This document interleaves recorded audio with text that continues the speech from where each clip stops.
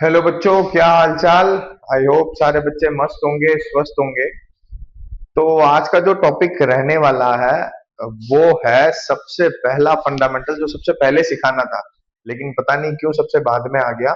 है ना, बाकी सारे कंसेप्ट तो मैंने आपको पहले ही सिखा दिए, लेकिन मेन कंसेप्ट तो मैं आप लोगों को सिखाना ही भूल गया। तो आज का जो कंसेप्ट रहने वाला है क्लास, वो रहने वाला है, देखो पहले जितनी भी वीडियो थी वो सारी की सारी क्लास 12th के लिए थी।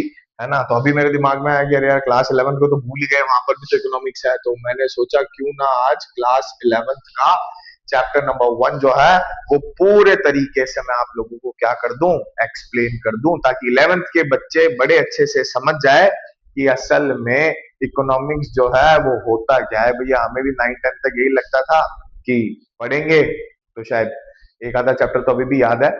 क्या नाम था उसका, पालमपुर की कहानी, तो ऐसा ही कुछ 11th और 12th में होगा। तो जब हम पहुंचे 11th और 12th में, तो मेरा तो पूछो ही मत कि मैंने जो है किस तरीके से इकोनॉमिक्स पढ़ी। और जो मेरे टीचर्स रहे हैं वो काफी अच्छे से जानते हैं कि भाई क्या होती है 11th और 12th की इकोनॉमिक्स, और उन्हीं के साथ साथ हमने भी जाना। तो चलो आज आपको सिखाने की कोशिश करते हैं कि भैया इकोनॉमिक्स जो है वो होता क्या है।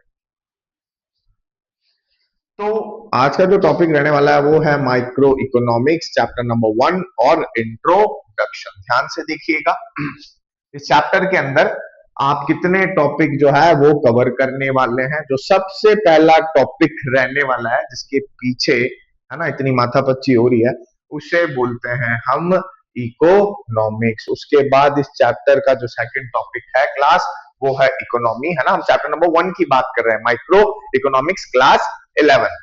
फिर तीसरा टॉपिक जो आप देखने वाले हैं वो है कंसेप्ट ऑफ स्कैरसिटी, जो क्लास 11th में उन सब के लिए ये शब्द नए से होंगे। हालांकि इकोनॉमिक्स तो उन्होंने पहले भी सुन रखा होगा, लेकिन आज जो आपको समझाऊंगा वो शायद आपको पहले कभी किसी ने नहीं समझाया होगा।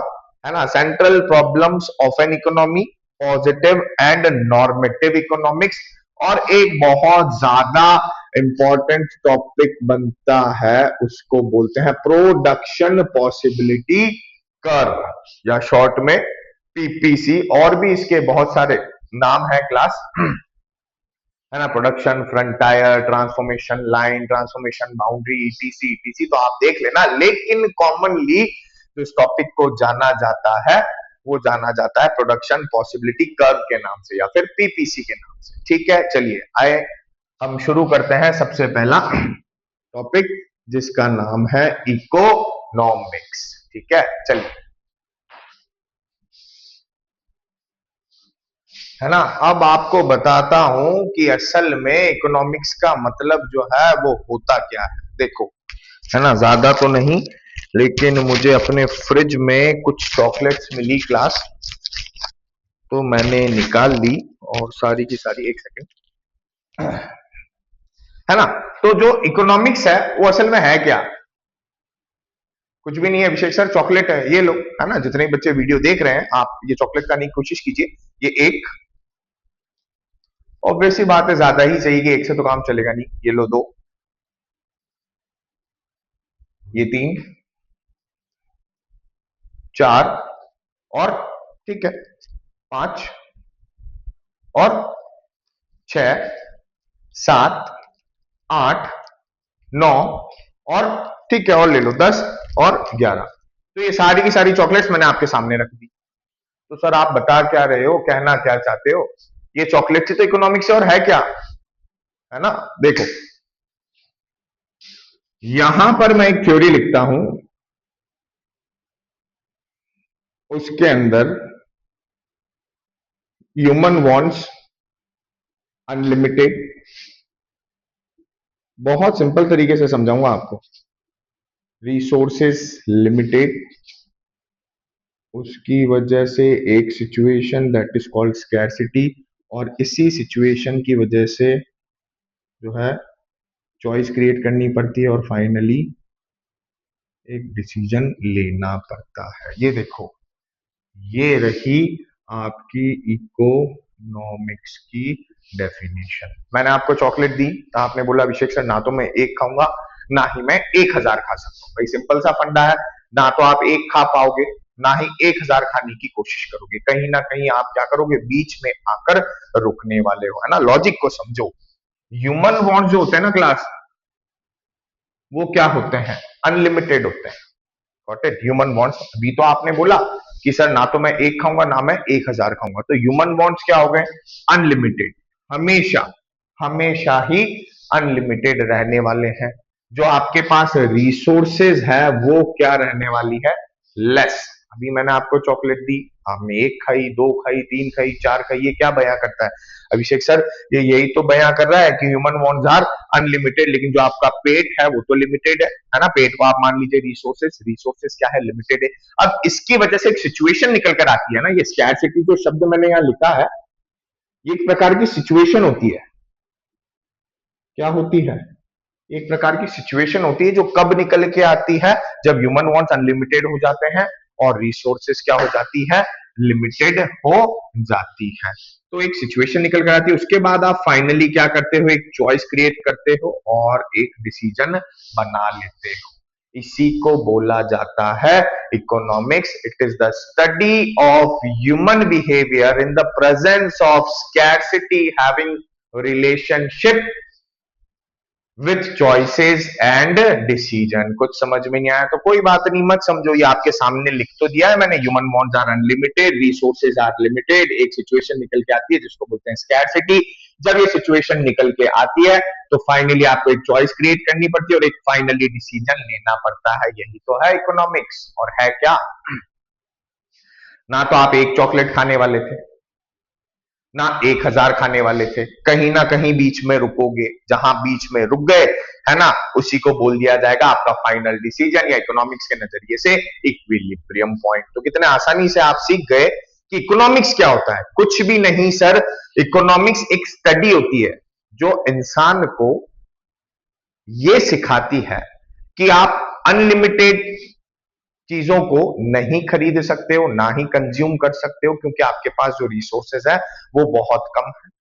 और जब रिसोर्सेस कम होती है और ह्यूमन वांट ज्यादा होते हैं तो एक सिचुएशन निकल कर आती है जिसको बोलते हैं स्कैरसिटी। और इसी सिचुएशन की बदौलत आप लोगों को एक चॉइस और फाइनल डिसीजन क्रिएट करना पड़ता है। तो ये थी एक सिंपल सी डेफिनेशन किसकी, इकोनॉमिक्स की। आप डेफिनेशन से समझिए या इकोनॉमिक्स की भाषा से समझिए, it is the study of human behaviour in the presence of scarcity having relationship with choices and decision, तो भी ठीक। नहीं तो ह्यूमन वांट्स आर अनलिमिटेड, उनके सामने रिसोर्सेज आर यूनिवर्सली लिमिटेड। एक सिचुएशन निकलेगी जिसको बोलते हैं स्कैरसिटी, ठीक है, और स्कैरसिटी की वजह से चॉइस और डिसीजन आपको फाइनली क्रिएट करनी पड़ेगी। तो ये थी एक सिंपल सी डेफिनेशन जिसको बोलते हैं हम इकोनॉमिक्स, या फिर आप शॉर्ट में, है ना, ध्यान रखिएगा, ये एक स्टडी होती है। क्या होती है, स्टडी ऑफ ह्यूमन बिहेवियर, इंसान के बिहेवियर को, है ना, समझने की पढ़ाई इज कॉल्ड इकोनॉमिक्स। ये आपको ये सिखाती है कि आपको कहीं ना कहीं तो रुकना ही पड़ेगा। देखो ये दो चीजें मैंने आपके सामने लिखी, ये कॉमन है, ये आपके साथ हर रोज होती है। जो ना विश्वास हो तो लागू करके देख लो। मैं आपके सामने वीडियो बना रहा हूं, मुझे क्या चाहिए, मुझे क्या चाहिए, व्यूज चाहिए, है ना, सब्सक्राइबर्स चाहिए। लेकिन रिसोर्सेज हो सकता है, रिसोर्सेज आप सब है, हो सकता है आपको मेरा चैनल पसंद आए, हो सकता है किसी और का पसंद आए, तो रिसोर्सेज हमेशा कम है। तो मुझे कहीं ना कहीं तो संतुष्टि ढूंढनी पड़ेगी। तो जहां मैं संतुष्टि ढूंढ लूंगा उसको मैं बोल सकता हूं कि मैं इक्विलिब्रियम पॉइंट पर आ गया, या फिर इकोनॉमिक्स की भाषा में मैं बोल दूंगा कि मैंने फाइनली चॉइस क्रिएट कर ली और यही मेरा फाइनल डिसीजन है। ठीक है, चलिए, तो ये तो था आपका पहला टॉपिक जिसको बोलते हैं इकोनॉमिक्स। आई होप आपको समझ में आया होगा कि इकोनॉमिक्स का असल मतलब क्या है ना। ये डेफिनेशन से घबराओ मत, ये आपको नोट्स में मिल जाएगी, है ना, जो मैं बोल रहा हूँ। ठीक है, चलिए अब हम चलते हैं हमारा दूसरा टॉपिक जिसका नाम है इकोनॉमी। चलिए एक और तरीके से मैं आपको समझाता हूं कि इकोनॉमिक्स का मतलब क्या होता है। देखिए, ये तो है डेफिनेशन और ये है इक्वेशन। मतलब आप ऐसे याद करना चाहो तब भी इकोनॉमिक्स का मतलब वही रहेगा, ऐसे याद करना चाहो तब भी इकोनॉमिक्स का मतलब वही रहेगा। So it is a study of human behaviour, human behaviour in the presence of scarcity. Scarcity का मतलब ये हो गया कि एक प्रकार की सिचुएशन है। क्या है, सिचुएशन है having relationship with choices and decision. तो डेफिनेशन के तरीके से अगर आप याद करना चाहें तो ये ठीक है, या फिर, है ना, इक्वेशन के तरीके से human wants are unlimited, resources are limited, और उसकी वजह से एक सिचुएशन अराइज होती है जिसको बोलते हैं स्कैरसिटी, और इसी स्कैरसिटी की वजह से फाइनली आपको एक चॉइस क्रिएट करनी है और एक डिसीजन पर पहुंचना है। तो ये याद करो तब भी इकोनॉमिक्स है, ये याद करो तब भी क्या है क्लास, इकोनॉमिक्स ही है। मतलब it is a study of human behaviour in the presence of scarcity having relationship with choices and decision. ये जो सब्जेक्ट है वो आपको ये सिखाता है कि किस तरीके से अनलिमिटेड ह्यूमन वांट्स होने के बावजूद भी आप रिसोर्सेज जो कि आपके पास लिमिटेड है, लिमिटेड रिसोर्सेज का इस्तेमाल करके किस तरीके से चॉइस और डिसीजन जो है क्रिएट करते हो। यही इसका फंडामेंटल ट्रुथ है इस सब्जेक्ट का। आओ मैं आपको एक एग्जांपल से भी समझाने की कोशिश करता हूं।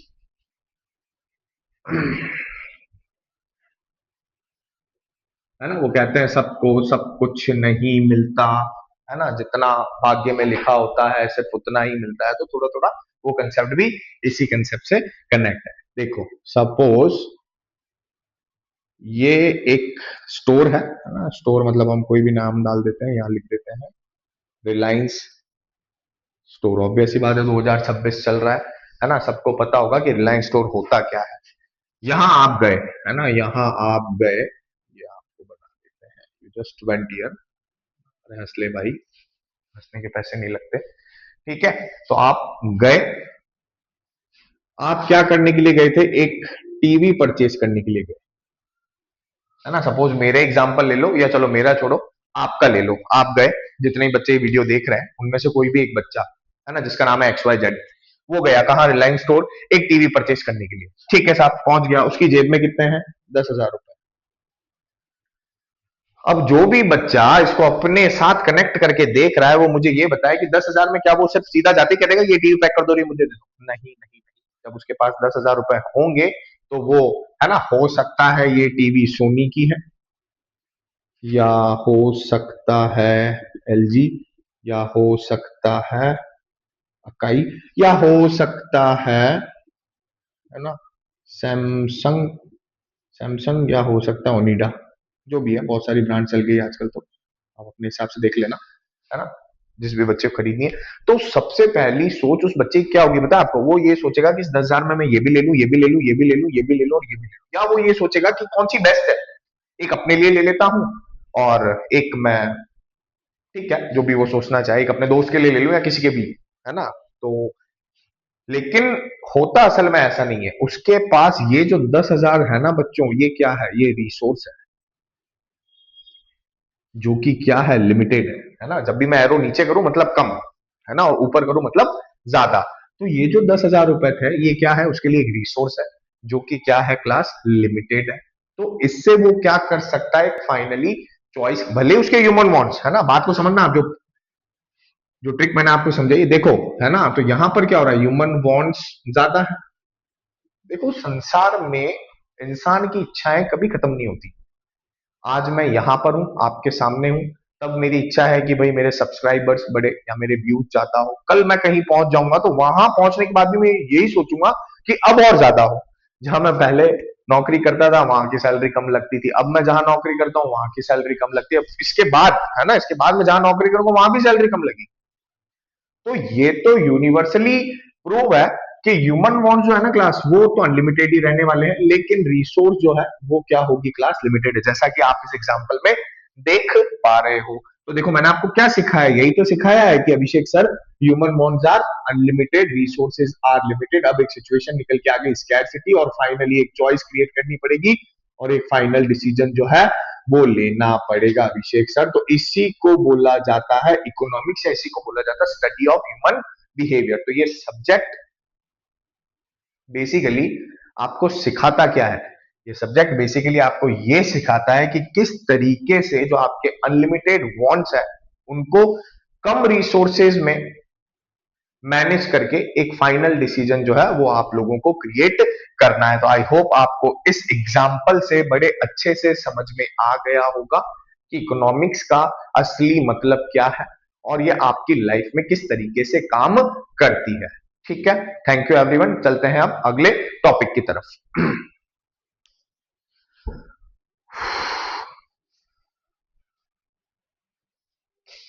हाँ तो क्लास, अब अगला टॉपिक जिसका नाम है इकोनॉमी। ये इतना कोई ज्यादा है ना डीप कंसेप्ट नहीं है। इकोनॉमी हर एक पर्टिकुलर कंट्री की होती है, हर एक देश की होती है। इकोनॉमी का मतलब ये हो गया, ये एक प्रकार का क्या है, सिस्टम है। जैसे इकोनॉमिक्स जो थी ना, है ना, इकोनॉमिक शॉर्ट में लिख रहा हूँ, वो क्या थी, वो एक प्रकार की स्टडी थी, किसकी, ह्यूमन बिहेवियर की। जिस जैसे इकोनॉमिक्स स्टडी होती है क्लास, वैसे ही इकोनॉमी क्या है, एक सिस्टम है। It is a system by which people of an area earn their living. Area का मतलब कोई भी पर्टिकुलर, है ना, एरिया। वो हो सकता है इंडिया, हो सकता है यूएसए, हो सकता है यूके हो, फ्रांस हो, इटली हो, what ever it may be, सबकी अपनी अपनी एक इकोनॉमी होती है ना, जिसके अंदर वो अपना अपना काम करते हैं और अपनी अपनी, है ना, अर्निंग को अर्न करते हैं या कमाते हैं। अब सिस्टम की बात आती है, तो ये सिस्टम में होता क्या है अभिषेक सर? तो इस सिस्टम के अंदर वही मेरा ट्रायंगुलर सिस्टम मैं आप लोगों को समझाऊंगा। एक ऐसी इकोनॉमी जहां पर प्रोडक्शन से इनकम से एक्सपेंडिचर, ये तीनों चीजें कभी नहीं रुकती है, उसी को बोला जाता है आपका इकोनॉमी, या फिर आप कह सकते हो सिस्टम। तो it is a system by which people of an area earn their living. इन तीनों के बीच में भी बहुत जोरदार कनेक्शन है ना, जिसको समझना हो वो क्लास 12th का chapter number first circular flow of income वाली वीडियो देख लेना, 11th वाले, तो वो समझ जाएंगे कि सिस्टम में होता क्या है। ठीक है, चलिए अगले टॉपिक की तरफ चलते हैं।